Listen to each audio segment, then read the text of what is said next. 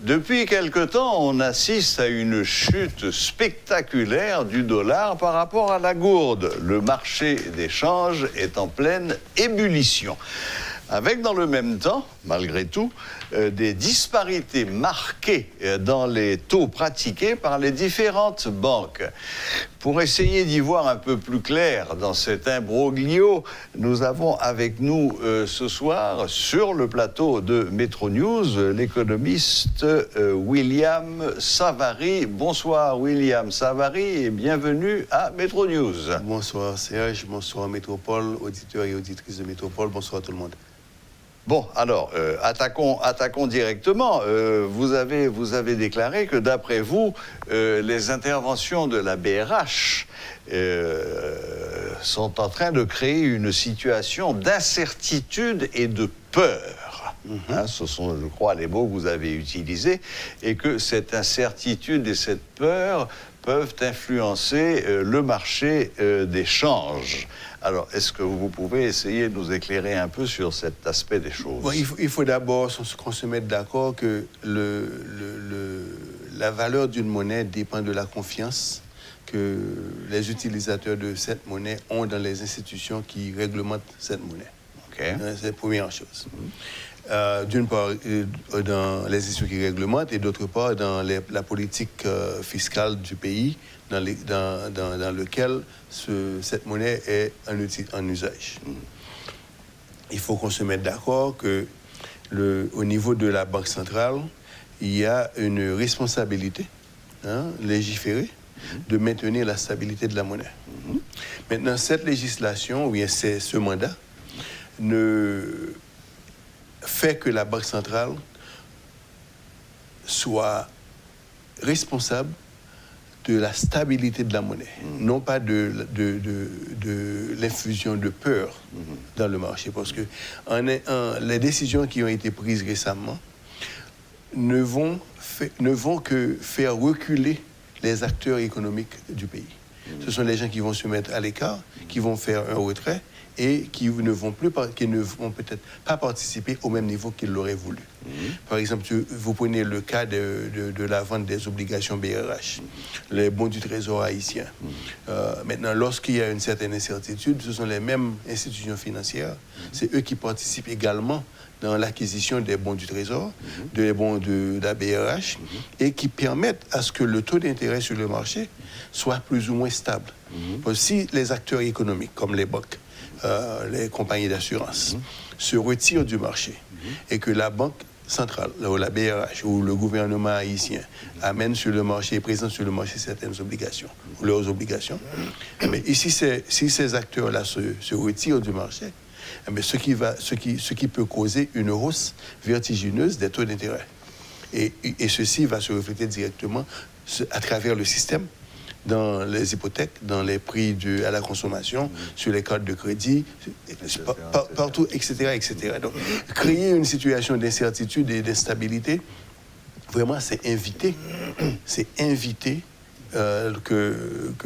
cette déstabilisation déstabilise l'économie davantage. Parce que nous venons de sortir, pas besoin de sortir, mais de vivre la période de Covid, qui est encore en vigueur. Et nous ne sommes pas encore sortis de la tunnel, c'est ça? Du tunnel, merci. Donc, ce n'est pas le moment d'insuffler de l'instabilité dans le système. Ce n'est pas le moment. Oui, mais William Savary, la Banque centrale est intervenue à un moment où la gourde se dépréciait quotidiennement. On était arrivé à 120 gourdes pour $1. Est-ce qu'il fallait rester les bras croisés et laisser la gourde continuer à dégringoler? Non. Ce que je dis souvent, et ceci je le dis depuis 2010 à mon arrivée en Haïti, c'est vraiment ce dont le pays a besoin. Ce n'est pas de jouer avec les taux de change. On a besoin de réformes fondamentales au niveau de la banque, du système bancaire. On a besoin de réformes fondamentales au niveau des lois sur les corporations. On a besoin d'insuffler la réflexion dans le pays, des nouvelles réflexions qui se font à travers le monde, au niveau académique, au niveau dans les affaires, au niveau de la gestion du risque à travers le monde. On a besoin d'insuffler le pays de nouvelles connaissances. Parce que il me semble, depuis mon arrivée en 2010, je le dis, il me semble, d'après les discours que j'entends dans le pays, les gens sont collés dans les années 60. C'est un discours des années 60. Nous sommes en 2020. Il faut insuffler de nouvelles réflexions.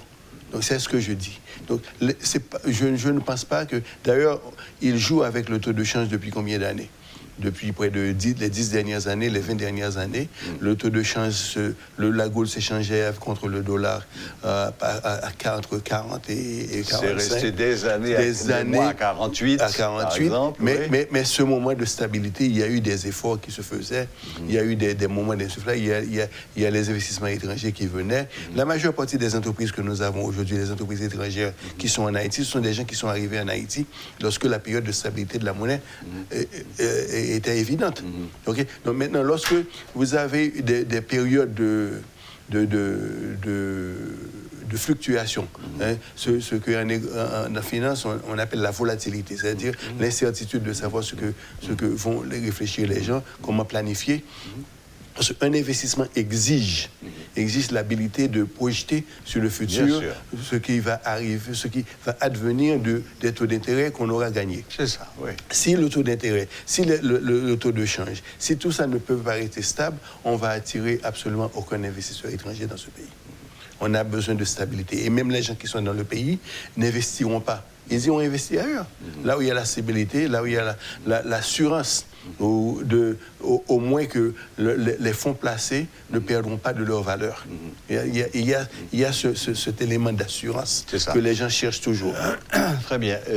William Savary, avant le début de cet entretien, je vous rappelais ce panneau comparatif des taux que j'avais consulté la semaine dernière, des différentes banques, les taux des différentes banques, et la grosse majorité d'entre eux variait dans une fourchette qui allait de 98 gourdes pour la plus basse à 108 gourdes pour la plus haute. Bon. Donc déjà là, et 20 gourdes de différence pour la même devise, c'est déjà, on ne comprend pas très bien. Mais là où ça devient parfaitement troublant, c'est que alors que toutes les autres banques pratiquaient des taux entre 98 et 108, le taux de référence de la BRH était à 114. Avouez que pour le béotien que nous sommes, ça fait quand même un peu désordre, non ? Maintenant, parlons un petit peu de ce que c'est que le taux de référence. Le taux de référence, c'est un taux que la Banque centrale publie régulièrement, affiche tous les jours pour plus ou moins comme une ligne directive de la tendance, ce que la Banque centrale s'attend. À quoi la Banque centrale s'attend des opérateurs économiques. Maintenant, il faut comprendre que le taux de référence n'est pas un taux de référence qui n'a pas de racines. Parce qu'en général, quand on parle de... Oui, c'est pas un taux qu'on tire d'un chapeau. C'est pas Deus ex machina, c'est pas ça. Non. Maintenant, il y a des règles. Il y a des règles. Et les règles, certaines des règles, c'est par exemple, c'est avoir que le taux de référence soit attaché à quelque chose de concret. Par exemple, dans la littérature, on peut prendre par exemple le panier de la ménagère comme un élément contre lequel le taux de référence peut être mesuré, peut être établi. Le panier de la ménagère, on peut prendre par exemple le prix du pétrole, parce que bien sûr dans le panier de la ménagère, il y a un élément du pétrole dedans, parce qu'il y a tout ce qu'il y a dans la consommation, il y a les loyers, il y a tout ça, mais aussi il y a la construction et tout ça. Maintenant, on peut prendre la construction lui-même toute seule, parce que ce sont des secteurs, des industries. Par exemple, le panier de la ménagère inclut plusieurs industries. Le pétrole, maintenant, c'est une industrie qui consomme beaucoup de capital, beaucoup de capitaux. Donc, établir le taux de référence en fonction du prix du pétrole, en fonction du prix du panier de la ménagère, ça te donne une base à partir de laquelle le taux de référence est concret. Mais on veut savoir de quoi se serve la BRH pour établir ce taux de référence. D'accord. Et ça, on ne le sait pas. Et ça, on ne le sait pas. Et si on le savait, peut-être c'est l'une des raisons pour lesquelles il y a cette disparité entre les diverses banques en matière de ce qu'ils conçoivent ou bien qu'ils jugent le niveau auquel ils jugent intervenir sur le marché d'échange. Maintenant, il faut se rendre compte que en Haïti, on a adopté un système, disons, néolibéral. C'est de rigueur dans le pays. Maintenant, si on veut maintenir cette appartenance à la doctrine néolibérale, si on veut que ce soit l'offre et la demande qui dictent les prix sur le marché, on ne peut pas non plus légiférer le taux de change. Parce qu'il faut laisser que le taux de change, que le marché trouve sa base. Donc le taux de change doit refléter librement, sans aucune intervention, sans aucune contrainte. Si tu veux rester dans la logique du néolibéralisme, parce que c'est ce que tu veux. Hein, c'est ce que, si tu veux, c'est ce que disent les gens. C'est ce que, oui. Maintenant, si maintenant on veut changer de politique, on peut changer de doctrine. On veut que l'État établisse des prix, fixe des prix. On va s'attendre à ce que le prix du loyer soit fixé, le prix du salaire soit fixé, le prix des créances soit fixé, le prix des tickets d'avion soit fixé. Il faut aller sur toute la ligne et fixer tous les prix. Hein? Maintenant, on rentre dans la logique d'un autre État. Oui. On n'est plus dans la logique du néolibéralisme, mais on est dans la logique d'un État interventionniste qui établit des prix. Et nous savons ce que ça a donné à l'Union soviétique, les fondements de l'Union soviétique. Nous savons que pendant la période de Nixon, ils ont voulu fixer les salaires et les prix. Ça a causé les fondements de l'économie américaine. Nous savons que la Chine, en 1955, il y a eu 40 millions de Chinois qui ont été affamés parce que les prix ont été fixés. Donc là, le savoir, si tu veux, de l'encyclopédique que nous avons de la réaction de la population vis-à-vis des prix, de la fixation des taux de prix, on le sait, on sait ce que ça va donner. Donc il faut trouver vraiment une balance entre ce qu'on veut faire et ce que le marché demande. Hein? William Savary, revenons un petit peu à notre sujet de base, parce que malheureusement le temps court. Finalement, cette intervention de la Banque de la République d'Haïti qui a amené cette baisse spectaculaire, comme on l'a dit tout à l'heure, cette baisse du dollar par rapport à la gourde, finalement, est-ce que c'est une bonne chose pour Haïti? Est-ce que c'est une mauvaise chose? Bon, c'est une bonne chose parce que ça se reflète dans le marché et beaucoup de gens sont heureux que le prix soit, que le taux de change soit influencé. Mais sur le long terme, c'est une mauvaise chose parce que la BRH n'a pas les moyens de le maintenir. Maintenant, ce que je pense qui aurait été une meilleure décision, c'est vraiment de se servir de l'excédent de la masse monétaire. Parce que c'est l'un des argumentaires de la Banque centrale. Il faut éponger l'excédent de gouttes qui est sur le marché. C'est pourquoi il y a la goutte perd de sa valeur.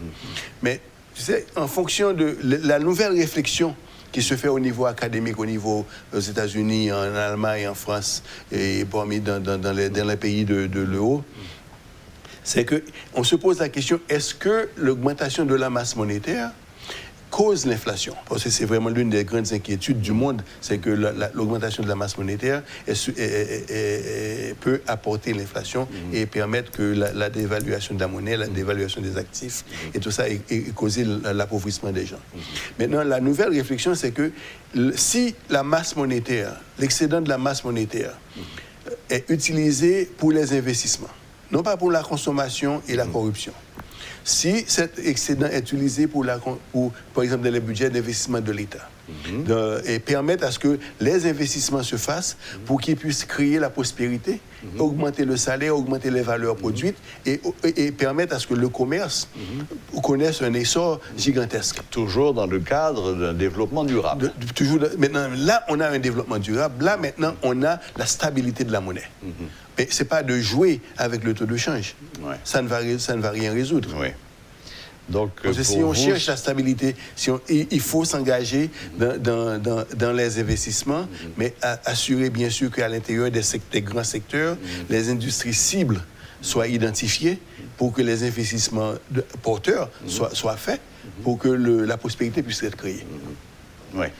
Heureusement, vous avez dit les industries, parce que le problème de la plupart des États, c'est que quand ils ont à investir, ils ont le choix entre investir dans des choses qui rapportent ou investir dans l'infrastructure qui, en général, ne rapportent pas grand-chose, au contraire. Mais ça dépend de... Mais qui sont tout à fait indispensables. Indispensables à la croissance économique. Voilà, bien sûr. Bon, et William Savary, malheureusement, on va devoir achever. Donc, je vais vous donner, disons, 2 minutes. On va imaginer le scénario suivant. Vous avez plein pouvoir pour faire des propositions sur ce qu'il faudrait faire aujourd'hui dans la situation où nous sommes. Qu'est-ce que vous nous dites? 2 minutes. D'abord, commencer avec les réformes bancaires. Commencer avec les réformes sur les lois de la corporation. Ensuite, mettre en œuvre le mécanisme pour que le gouvernement puisse vendre les obligations du gouvernement sur le marché international et permettre les rentrées massives de capitaux. Je ne parle pas de 50 000, de 1 million de dollars, 3 millions, 5 millions. Je parle de 500 millions, 400 millions, 800 millions avec la garantie de la souveraineté de l'État national. Et maintenant, mais ça suppose la confiance au départ. La confiance, on gagne la confiance. Ouais, okay. C'est comme lorsqu'on va après une belle femme. C'est pas du premier coup, il faut travailler. La confiance se gagne. Si demain matin je dois acheter des bons du Trésor, je ne sais pas ce qui va me convaincre de choisir les bons du Trésor haïtiens. Ça va dépendre de la garantie. Ouais. Maintenant, c'est encore une nouvelle façon de voir les choses parce que mais il faudra faire plus que toutes les autres. Il faudra faire plus que toutes les autres. Ouais. Et il faudra aussi identifier les garanties qui permettent à insuffler la confiance. OK. Donc, réforme bancaire, assurer les corporations, émission d'obligations sur le marché international. Sur le marché international. Une chose très importante, c'est que d'identifier le niveau des risques dans le pays qui peuvent être assurés. Parce que ainsi, la construction, qui est une source immense de création de fortune et de richesse et de prospérité, les grandes constructions puissent être faites. Aucune grande construction ne peut se faire en Haïti parce que le niveau de risque pays est trop élevé. Donc au niveau de Lloyd of London, sur le marché international, on n'est pas en mesure... la grande banque de référence. On n'est pas en mesure d'assurer les grands projets de construction dans le pays. Et maintenant, si on veut aller vers là, il faut également consolider nos moyens, nos actifs de la construction pour permettre à ce que les gars qui sont engagés dans la construction puissent participer sur le marché international et obtenir le bonding nécessaire. Et maintenant, que les investissements nécessaires soient faits pour que les grandes constructions puissent être faites. Donc, mais il faut aussi, dans le même temps, comment dirais-je, investir massivement dans le développement de l'industrie, de l'agriculture, de la production. Tout ça vient petit à petit. C'est une démarche. C'est une démarche. Parce que là, je vois que les gens sont restés collés de l'époque post-coloniale où l'agriculture, Haïti est un pays fondamentalement agricole. Mais qu'est-ce que ça veut dire? Avec 27 000 km², qu'est-ce que vous voulez faire? De quelle agriculture parlons-nous? Il faut qu'on s'engage dans l'industrie. Il faut qu'on s'engage dans la matière grise. Il faut développer la matière grise. Il faut qu'on s'engage dans les industries du futur. Il faut qu'on s'engage dans la technologie moderne. Il faut qu'on embrasse tout ça. Il faut laisser tomber cette histoire de Haïti est un pays agricole. C'est faux. Il faut embrasser le futur. Par exemple, là, maintenant, dans les pays africains, on parle de l'énergie nucléaire. Mais l'énergie nucléaire, ce n'est pas simplement l'énergie nucléaire. Il y a la médecine nucléaire, il y a les tests, il y a tout ça qui vient avec. Ça développe un écosystème. Oui, ce n'est pas seulement la bombe. Oui, ce n'est pas seulement la bombe. Oui, évidemment. Bon. Donc, vraiment, il faut sortir des carcans des années 1960. Il faut sortir.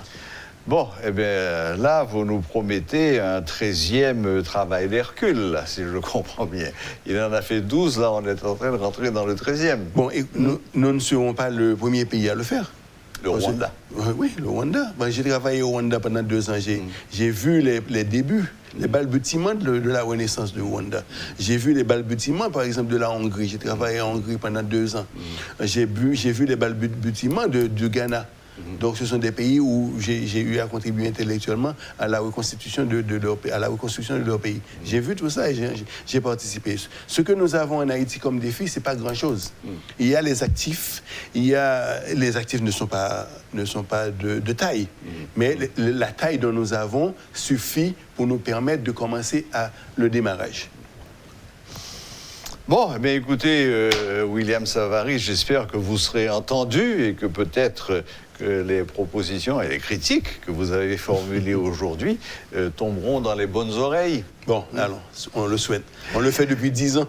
Merci William d'être venu jusqu'à nous aujourd'hui et de nous avoir aidé à voir un peu plus clair dans ce monstre qu'est le système financier d'un pays.